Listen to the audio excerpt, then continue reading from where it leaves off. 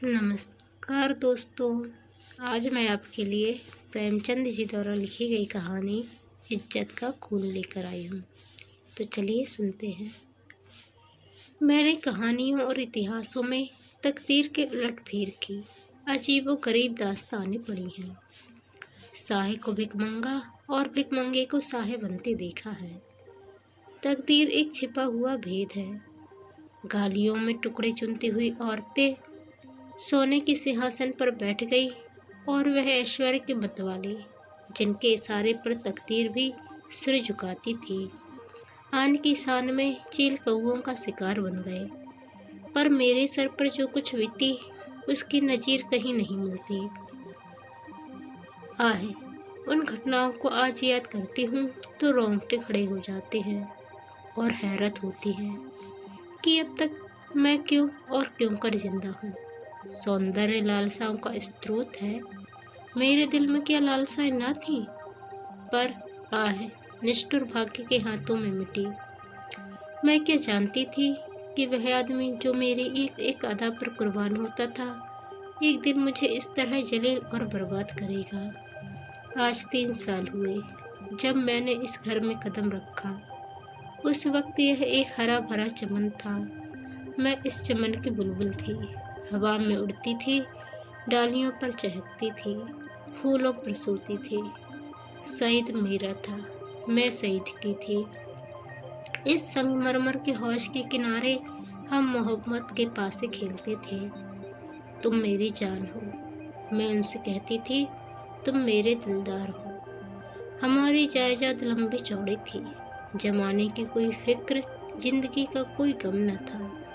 हमारे लिए जिंदगी सशरीर आनंद एक अनंत चाहे और बहार का तिलिस्म थी, जिसमें मुरादें खिलती थीं और खुशियां हंसती थीं। जमाना हमारी इच्छाओं पर चलने वाला था। आसमान हमारी भलाई चाहता था और तकदीर हमारी साथी थी। एक दिन सईद ने आकर कहा, मेरी जान, मैं तुमसे एक विनती करने आया हूँ। देखना इन मुस्कुराते हुए होठों पर इनकार का हर्फ न आए। मैं चाहती हूँ कि अपना सारी मिल्कियत, सारी जायदाद तुम्हारे नाम चढ़वा दूँ। मेरे लिए तुम्हारी मोहब्बत काफ़ी है, यही मेरे लिए सबसे बड़ी नेमत है। मैं अपनी हकीकत को मिटा देना चाहता हूँ। मैं चाहता हूँ कि तुम्हारे दरवाजे का फ़कीर बन करके रहूँ। तुम मेरी नूरजहाँ बन जाओ, मैं तुम्हारा सलीम बनूँगा और तुम्हारी मूंगे जैसी हथेली के प्यालों पर उम्र बसर करूँगा। मेरी आंखें भर आई, खुशियाँ चोटी पर पहुंचकर आंसू की बूंद बन गईं। पर अभी पूरा साल भी ना गुजरा था कि मुझे सईद के मिजाज में कुछ तब्दीली नजर आने लगी। हमारे दरमियान कोई लड़ाई झगड़ा या बदमज़गी ना हुई थी, मगर अब वह सईद न था जिसे एक लम्हे के लिए भी मेरी जुदाई दूभर थी। वह अब रात की रात गायब रहता। उसकी आंखों में प्रेम की वह उमंग न थी, न अंदाजों में वह प्यास, न मिजाज में वह गर्मी। कुछ दिनों तक इस रूखेपन ने मुझे खूब रुलाया। मोहब्बत की मुझे याद आकर तड़पा देते। मैंने पढ़ा था कि प्रेम अमर होता है। क्या वह स्रोत इतनी जल्दी सूख गया? आहे, नहीं, वह अब किसी दूसरे चमन को सादाब करता था। आखिर मैं भी सईद से आंखें चुराने लगी, बेदिली से नहीं, सिर्फ इसलिए कि अब मुझे उससे आंखें मिलाने की ताब न थी। उस देखते ही मोहब्बत के हजारों करिश्मे नजरों के सामने आ जाते और आंखें भर आती। मेरा दिल अब भी उसकी तरफ खिंचता था। कभी कभी वे अख्तियार जी चाहता कि उसके पैरों पर गिरूं और कहूँ, मेरे दिलदार, यह बेरहमी क्यों? क्या तुमने मुझसे मुँह फेर लिया है? मुझसे क्या खता हुई? लेकिन इस स्वाभिमान का बुरा हो जो दीवार बनकर रास्ते में खड़ा हो जाता है। यहाँ तक कि धीरे धीरे दिल में भी मोहब्बत की जगह हसद ने ले ली। निराशा के धैर्य ने दिल को तस्कीन दी। मेरे लिए सईद अब बीते हुए बसंत का एक भूला हुआ गीत था। दिल की गर्मी ठंडी हो गई, प्रेम का दीपक बुझ गया। यही नहीं, उसकी इज्जत भी मेरे दिल से रुखसत हो गई। जिस आदमी के प्रेम के पवित्र मंदिर में मैल भरा हुआ होगा, वह हरगिज इस योग नहीं कि मैं उसके लिए घुलूं और मरूं। एक रोज शाम के वक्त मैं अपने कमरे में पलंग पर पड़े एक किस्सा पढ़ रही थी। तभी अचानक एक सुंदर स्त्री मेरे कमरे में आई। ऐसा मालूम हुआ कि जैसे कमरा जगमगा उठा। रूप की ज्योति ने दरो दीवार को रोशन कर दिया। गोया अभी सफेदी हुई है। उसकी अलंकृत शोभा, उसका खिला हुआ फूलों जैसा लुभावना चेहरा, उसकी नसीली मिठास, इसी तारीफ करूं मुझ पर एक रौब सा छा गया। मेरा रूप का घमंड धूल में मिल गया है। मैं आश्चर्य में थी कि यह कौन रमणी है और यहाँ क्यों कर आई। वे अख्तियार उठी कि उससे मिलूं और पूछूं। कि सैद भी मुस्कुराता हुआ कमरे में आया। मैं समझ गई कि यह रमणी उसकी प्रेमिका है। मेरा गर्व जाग उठा। मैं उठी जरूर, पर शान से गर्दन उठाए हुए आंखों में हुस्न के रौब की जगह घृणा के भाव आ बैठा। मेरी आंखों में अब वह रमणी रूप की देवी नहीं, डसने वाली नागिन थी। मैं फिर चारपाई पर बैठ गई और किताब खोलकर सामने रख ली। वह रमणी एक क्षण तक खड़ी मेरी तस्वीरों को देखती रही, तब कमरे से निकली। चलते वक्त उसने एक बार मेरी तरफ देखा। उसकी आंखों से अंगारे निकल रहे थे, जिनकी किरणों में सह प्रतिशोध की लाली झलक रही थी। मेरे दिल में सवाल पैदा हुआ, सईद इसे क्यों लाया? क्या मेरा घमंड तोड़ने के लिए? जायदाद पर मेरा नाम था, पर वह केवल एक भ्रम था। उस पर अधिकार पूरी तरह सईद का था। नौकर भी उसी को अपना मालिक समझते थे और अक्सर मेरे साथ ठठाई से पेश आते। मैं सब्र के साथ जिंदगी के दिन काट रही थी। जब दिल में उमंगें ना रही तो पीड़ा क्यों होती। सावन का महीना था। काली घटा छाई हुई थी और रिमझिम बूंदें पड़ रही थी। बगीचे पर हसद का अंधेरा और सिंहास दरख्तों पर जुगनुओं की चमक ऐसी मालूम होती थी जैसे उनके मुंह से चिंगारियां जैसी आहें निकल रही हैं। मैं देर तक हसद का यह तमाशा देखती रही। कीड़े एक साथ चमकते थे और एक साथ बुझ जाते थे। गोया रोशनी की बाड़ें छूट रही हैं। मुझे भी झूला झूलने और गाने का शौक हुआ। मौसम की हालत हसद के मारे हुए दिलों पर भरी अपना जादू कर जाती है। बगीचे में एक गोल बंगला था। मैं उसमें आई और बरागदे की एक कड़ी में झूला डलवाकर झूलने लगी।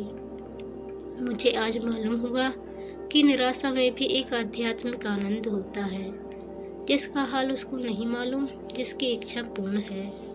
मैं चाप से मल्हार गाने लगी। सावन विरह और शोक का महीना है।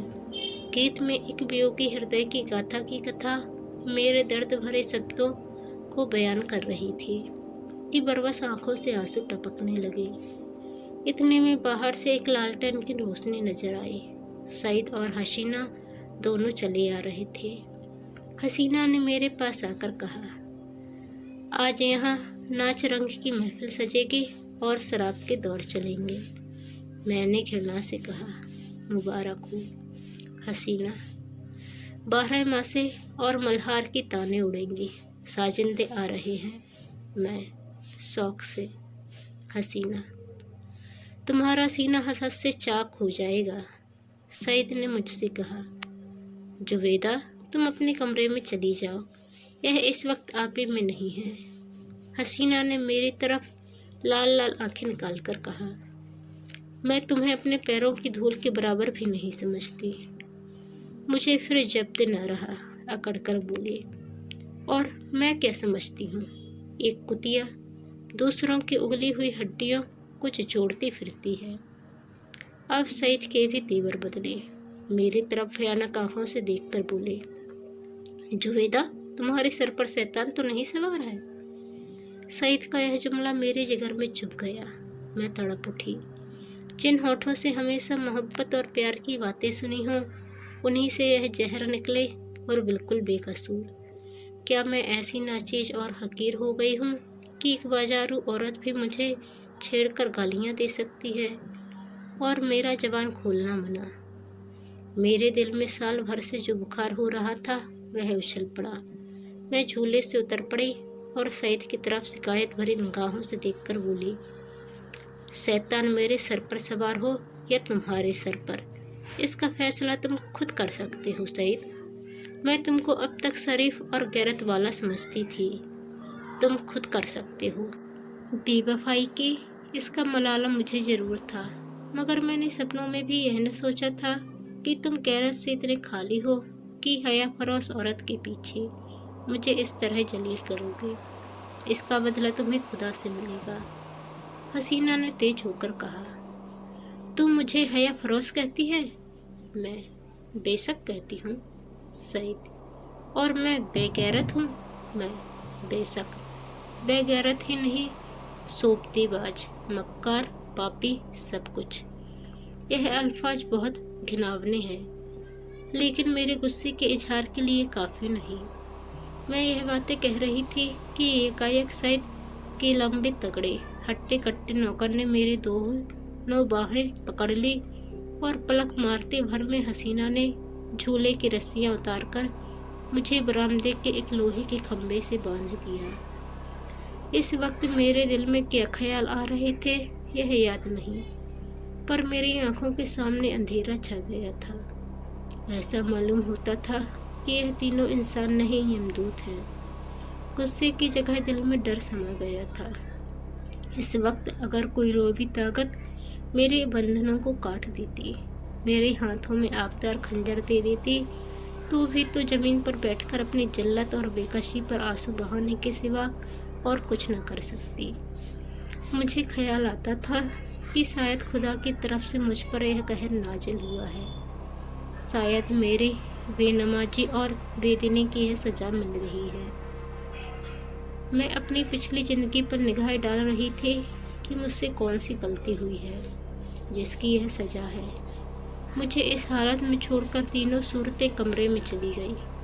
मैंने समझा मेरी सज़ा ख़त्म हुई, लेकिन क्या यह सब मुझे यूं ही बंधा रखेंगे? लौंडिया मुझे इस हालत में देख लें तो क्या कहें? नहीं, अब मैं इस घर में रहने के काबिल ही नहीं। मैं सोच रही थी कि रस्सियाँ क्यों कर खोलूं, मगर अफसोस, मुझे न मालूम था कि अभी तक जो मेरी गति हुई है वह आने वाली बेरहमियों का सिर्फ बयाना है। मैं अब तक न जानती थी कि वह छोटा आदमी कितना बेरहम, कितना कातिल है।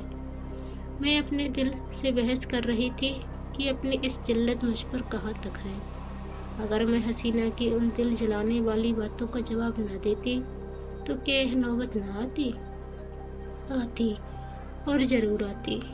वहाँ काली नागिन मुझे डसने का इरादा करके चली थी, इसलिए उसने ऐसे दिल दुखाने वाले लहजे में ही बात शुरू की थी। मैं गुस्से में आकर उसको लान तान करूं और उसे मुझे जलील करने का बहाना मिल जाए। पानी जोर से बरसने लगा। बौछारों ने मेरा सारा शरीर तर हो गया था। सामने गहरा अंधेरा था। मैं कान लगाए सुन रही थी कि अंदर क्या मिसकॉट हो रही है, मगर मेह की सनसनाहट के कारण आवाज़ें साफ न सुनाई देती थीं। इतने लालटेन फिर से बरामदे में आई और तीनों उरावनी सूरतें फिर सामने आकर खड़ी हो गईं। अब कि उस खून परी के हाथों में एक पतली सी कमची थी, उसके तेवर देखकर मेरा खून सर्द हो गया। उसकी आंखों में एक खून पीने वाली वहशत, एक कातिल पागलपन दिखाई दे रहा था। मेरी तरफ शरारत भरी नज़रों से देखकर बोली, बेगम साहिबा, मैं तुम्हारी बदजवानियों का ऐसा सबक देना चाहती हूँ जो तुम्हें सारी उम्र याद रहे। और मेरे गुरु ने बतलाया है कि कमची से ज़्यादा देर तक ठहरने वाला और कोई सबक नहीं होता। वह कहकर उस जालिम ने मेरी पीठ पर एक कमची जोर से मारी। मैं तिलमिला गई। मालूम हुआ कि किसी ने पीठ पर आग की चिंगारी रख दी। मुझसे जब्त न हो सका। माँ बाप ने कभी फूल की छड़ी से भी न मारा था। जोर से चीखें मार मार कर रोने लगे। स्वाभिमान, लज्जा सब लुप्त हो गई। कमची की डरावनी और रोशन असलियत के सामने और भावनाएं गायब हो गई। उन हिंदू देवियों के दिल शायद लोहे के होते होंगे जो अपनी आन पर आग में खुद कूद पड़ती थीं। मेरे दिल पर तो इस दिल पर तो इस वक्त यही ख्याल छाया हुआ था कि इस मुसीबत से क्यों कर छुटकारा हो। सईद तस्वीर की तरह खामोश खड़ा था। मैं उसकी तरफ फरियाद की आंखों से देखकर बड़ी विनती के स्वर में बोली, सईद, खुदा के लिए मुझे इस जालिम से बचाओ, मैं तुम्हारे पैरों पड़ती हूँ। तुम मुझे जहर दे दो, खंजर से गर्दन काट लो, लेकिन यह मुसीबत सहने से मुझ में ताब नहीं। उन दिलजोइयों को याद करो, मेरी मोहब्बत को याद करो, उसी के सदके इस वक्त मुझे इस अजाब से बचाओ, खुदा तुम्हें इसका इनाम देगा। सईद इन बातों से कुछ पिघला, हसीना की तरह डरी हुई आंखों से देखकर बोला, जरीना, मेरे कहने से अब जाने दो, मेरी खातिर से इन पर रहम करो। जरीना के तेवर बदलकर बोली, तुम्हारी खातिर से सब कुछ कर सकती हूँ, गालियाँ नहीं बर्दाश्त कर सकती। सईद, क्या अभी तुम्हारे ख्याल में गालियों की सजा काफ़ी नहीं हुई? जरीना, तब तो आपने मेरी इज्जत का खूब कद्र की। मैंने रानियों से चिलम जमियाँ उठवाई है, एह बेगम साहिबा है, किस ख्याल में? मैं इसे अगर कुछ छुरी से काटूं तभी इसकी बदजानियों की काफ़ी सजा न होगी। सईद, मुझसे अब यह जुल्म नहीं देखा जाता। जरीना, आंखें बंद कर लो। सईद, जरीना, गुस्सा न दिलाओ, मैं कहता हूँ अब इन्हें माफ़ करो। जरीना ने सईद को ऐसी हिराकत भरी आंखों से देखा गोया वह उसका गुलाम है। खुदा जाने उस पर उसने क्या मंत्र मार दिया था कि उसमें खानदानी गैरत और बड़ाई व इंसानियत का जरा भी एहसास बाकी न रहा था। वह शायद उसे गुस्से जैसे मर्दाना से जज्बे के काबिल ही न समझती थी। होलिया पहचानने वाले कितनी गलती करते हैं, क्योंकि दिखाई कुछ पड़ता है, अंदर कुछ होता है। बाहर के ऐसे सुंदर रूप के पर्दे में इतनी बेरहमी, इतनी निष्ठुरता, कोई शक नहीं, रूप होलिया पहचानने की विद्या का दुश्मन है। बोली, अच्छा, तो अब आपको मुझ पर गुस्सा आने लगा? क्यों ना हो, आखिर निकाह तो अपने बेगम ही से किया है, मैं तो हया फरोश कुतिया ही ठहरी। सईद, तुम ताने देती हो और मुझसे यह खून नहीं देखा जाता। जरीना, तो यह कमची हाथ में लो और इसे गिनकर 100 लगाओ, गुस्सा उतर जाएगा, इसका यही इलाज है। जरीना, फिर वही मजाक? नहीं, मैं मजाक नहीं करती। सईद ने कमची लेने को हाथ बढ़ाया, मगर मालूम नहीं जरीना को क्या सुबह पैदा हुआ। उसने समझा शायद वह कमची को तोड़कर फेंक देंगे। कमची उठा ली और बोली, अच्छा, मुझसे यह दगा? तो लो, अब मैं ही हाथों की सफाई दिखाती हूँ। यह कहकर उसे बेदर्द ने मुझे बेतहाशा कमचियाँ मारना शुरू की।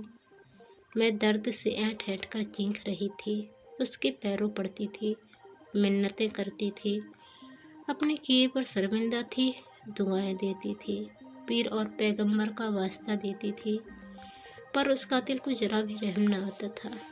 सईद काट के पुतली की तरह दर्द व सितम का यह नज़ारा आंखों से देख रहा था और उसको जोश न आता था।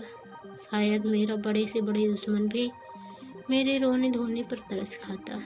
मेरी पीठ चलकर लहू लुहान हो गई, जख्म पड़ते थे, हर एक चोट आग की सोली की तरह बदन पर लगती थी। मालूम नहीं उसने मुझे कितने दर्रे लगाए, यहाँ तक कि कमची को मुझ पर रहम आ गया।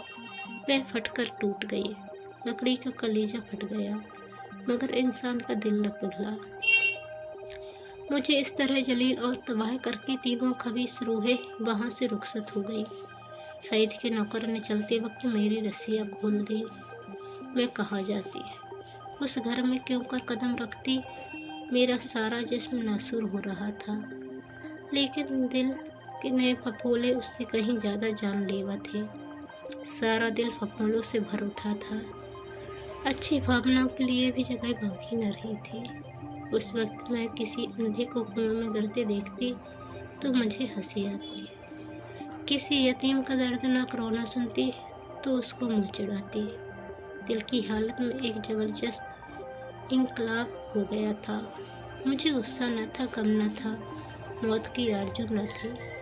यहाँ तक कि बदला लेने की भावना न थी। उस तन्हाई जिल्लत ने बदला लेने की इच्छा को ही खत्म कर दिया था।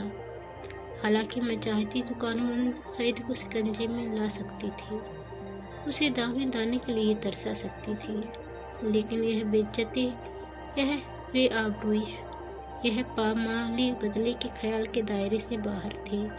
बस सिर्फ एक चेतना बाकी थी, और वह अपमान की चेतना थी। मैं हमेशा की जलील हो गई। क्या यह दाग किसी तरह मिट सकता था? हरगिज नहीं। हाँ, छिपाया जा सकता था, और उसकी एक ही सूरत थी कि जिल्लत के काले गड्ढों में गिर पड़ूं, ताकि सारे कपड़ों की स्याही इस स्याह दाग को छिपा दे। क्या इस घर में बियाबान अच्छा नहीं, जिसके पैंदे में एक बड़ा छेद हो गया हो? इस हालत में यही दलील मुझ पर छा गई। मैंने अपनी तबाही को और भी मुकम्मल, अपनी जिल्लत को और भी गहरा, आने काने चेहरे को और कभी काला करने का पक्का इरादा कर लिया। रात भर में वही बड़ी दर्द से कराहती और कभी इन ख्यालात में उलझती रही। यह घातक इरादा हर क्षण मजबूत से और भी मजबूत हो जाता था। घर में किसी ने मेरी खबर न ली। वो फटते ही मैं बगीचे से बाहर निकल आई। मालूम नहीं मेरी लाशर्म कहाँ गायब हो गई थी। जो शख्स समुंदर में गोते खा चुका हो, उसे ताले तलैयों का क्या डर। मैं जो दरो दीवार से शर्माती थी, इस वक्त शहर की गलियों में बेधड़क चली जा रही थी। चोर कहाँ? वहीं जहाँ जिल्लत की कद्र है, जहाँ किसी पर कोई हंसने वाला नहीं, जहाँ बदनामी का बाजार सजा हुआ है, जहाँ हया बिकती है और शर्म लूटती है। इसके तीसरे दिन रूप की मंडी के एक अच्छे हिस्से में एक ऊंचे कोठे पर बैठी हुई मैं उस मंडी की सैर कर रही थी। शाम का वक्त था।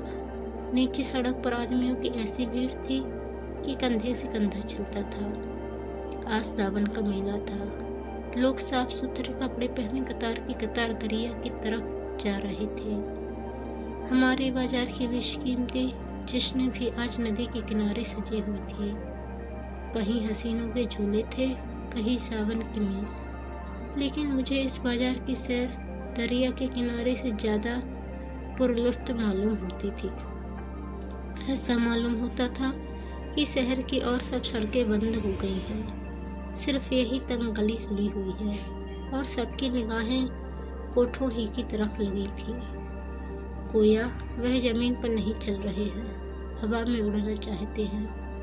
हाँ, पढ़े लिखे लोगों को मैंने इतना बेधड़क नहीं पाया।